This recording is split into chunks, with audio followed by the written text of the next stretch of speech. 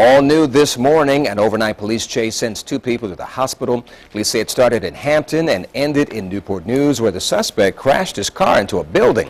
10 News Side's Katie Collette joins us now live in Newport News with the very latest. Katie?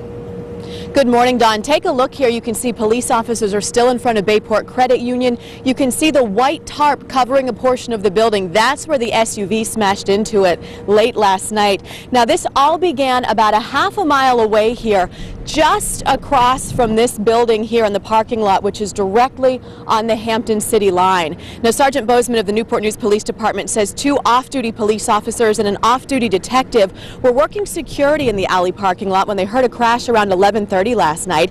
She says a man in a white SUV smashed into another car in the parking lot. The officers ran after the driver and tried to get him to stop, but he hit the gas and smashed into a man sitting on a motorcycle. Bozeman says the off-duty detective stayed with the injured motorcyclist while the officers hopped in their car to chase the SUV driver. It only took a matter of seconds for the man to drive through the parking lots of several local businesses and smash into the front of Bayport Credit Union in Newport News.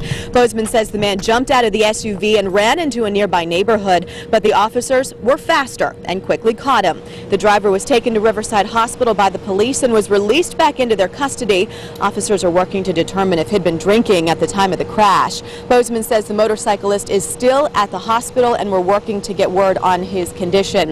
In the meantime, Newport News police officers, who again are still at the scene here, say Bayport Credit Union is condemned. So if you planned on doing business at this location today, you'll need to go to another location to get everything taken care of.